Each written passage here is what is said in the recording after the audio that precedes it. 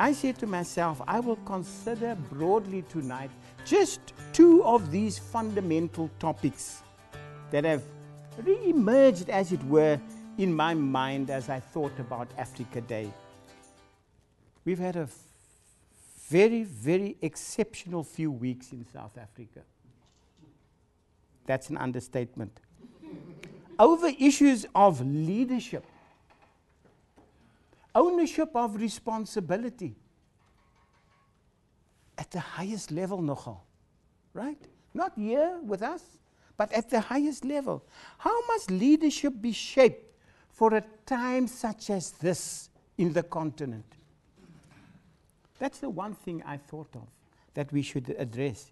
Another very disturbing development has had me wonder about the interpretation and role of culture in Africa as part of a global world. But given the fact that it is so important in a world of today that we respect human rights. You know, when I served at the European Union as our ambassador, South Africa's ambassador, negotiating with the European Union, 15 member states sitting there, small South Africa sitting this side, and Eltie Links sitting in the middle, formidable opposition on issues of trade, investment, agriculture, sacred to them. There are three principles that underpin all agreements with the European Union. The first one they call the rule of law. The second one they say a policy of anti-corruption. In other words, that must be a sacred aspect of the relationship, underpinning the relationship. And thirdly, respect for human rights.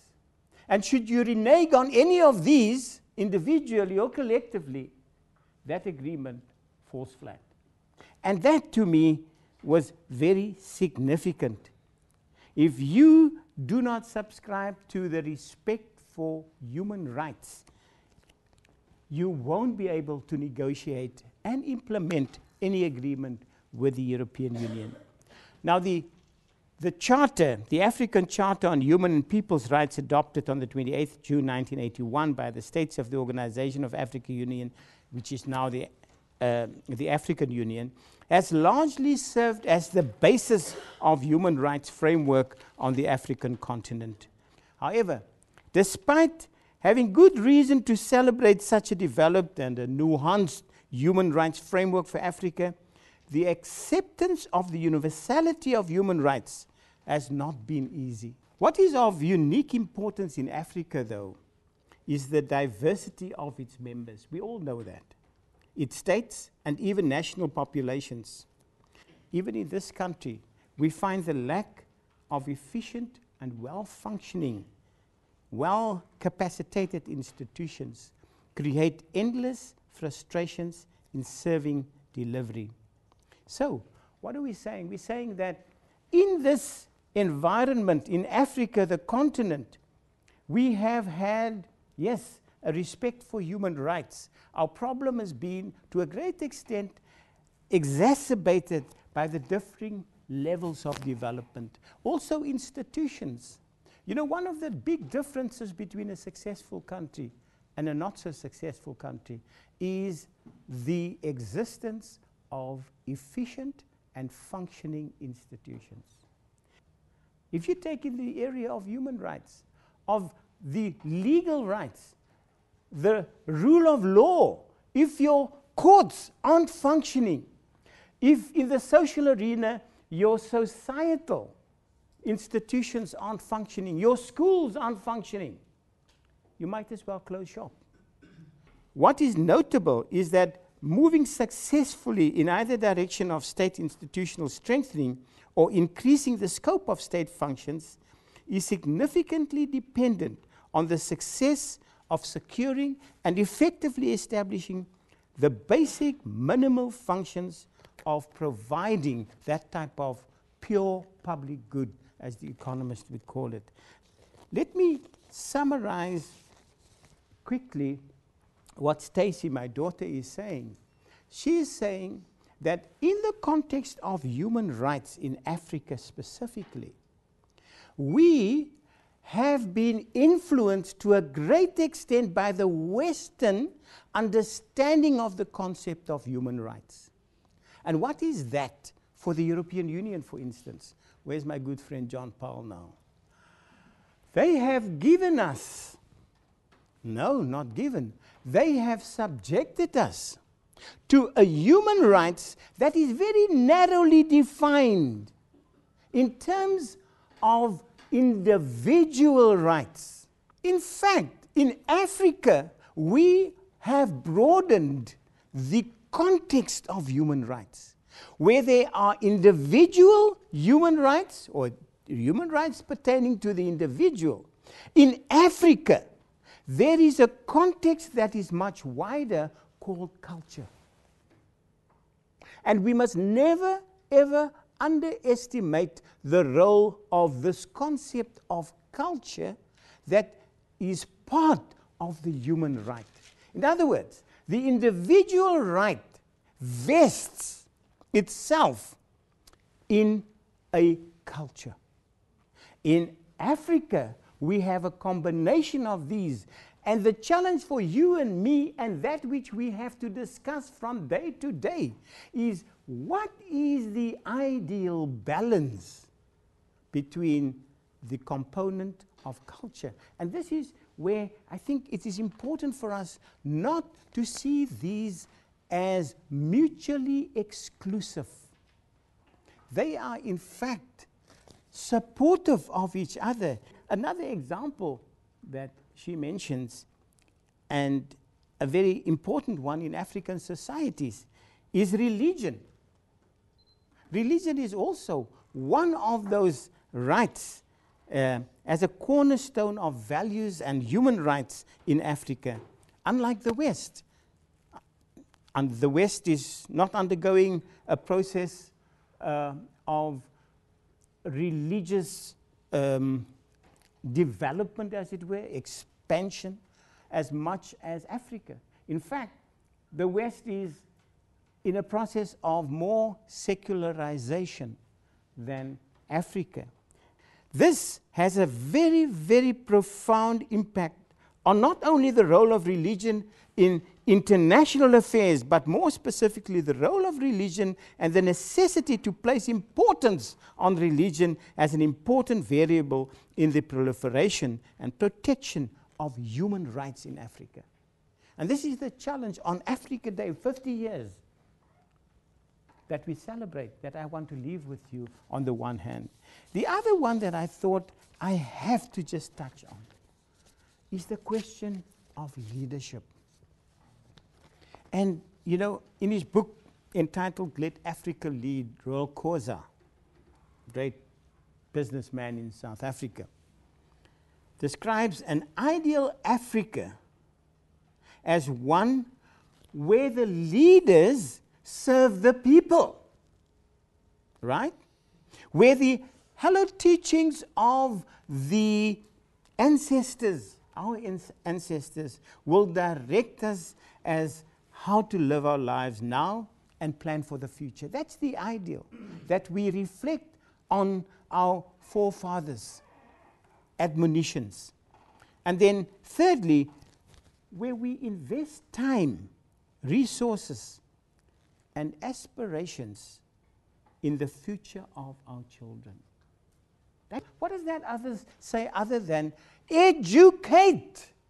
The ideal Africa has again a very sound balance between the Ubuntu principle of sharing on the one hand, and on the other hand, you have the market system or the capitalist system, the business system of maximizing profits. Again, a balance that you must create, that you must find between sharing and working for maximizing your profits. Any of the leaders in Africa that wants to stand the test of time should have inner shape. It's a beautiful concept which actually refers to the shape that has emerged from a very deep understanding of the moral purpose of leadership.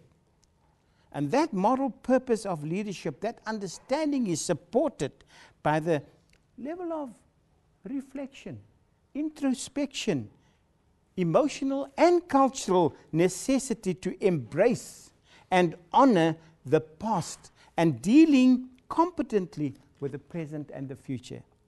A true African leader is a leader who serves, who understands the importance of relationship between him, herself, and the people.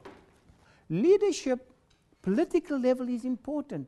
In the private sector, the corporate leaders are important, and they must comply with this criteria that we mentioned here, all of them.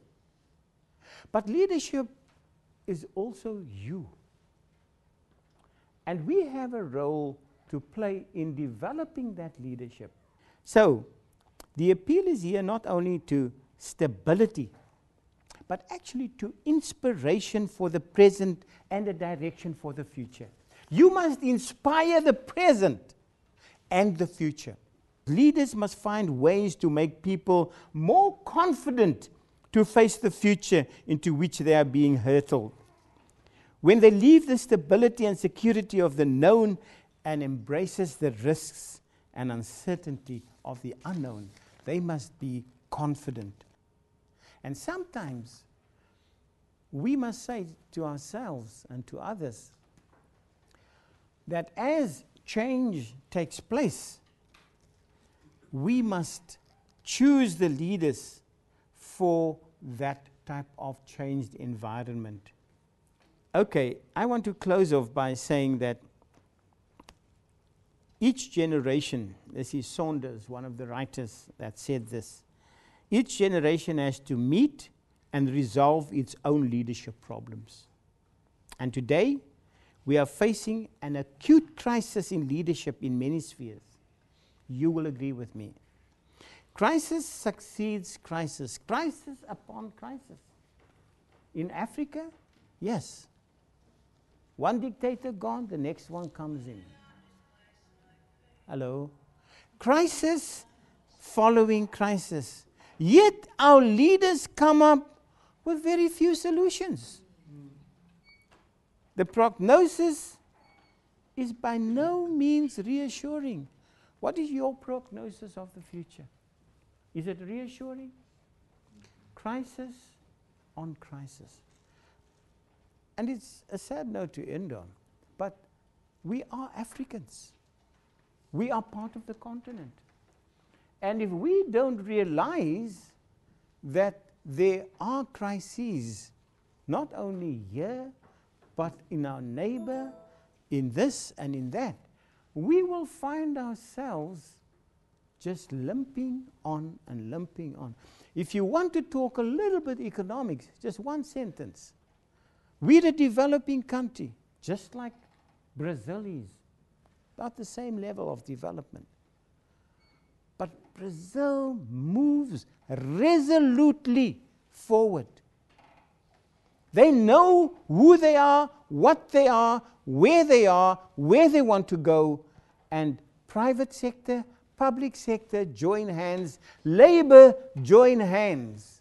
You know, leadership has great challenges, not only in South Africa, but in Africa. And we, as the intellectuals, I may say, those people that are leaders, must think about these things. The one, human rights. Where does culture fit in there? The other challenge is, how do we participate in the development of leadership in Africa?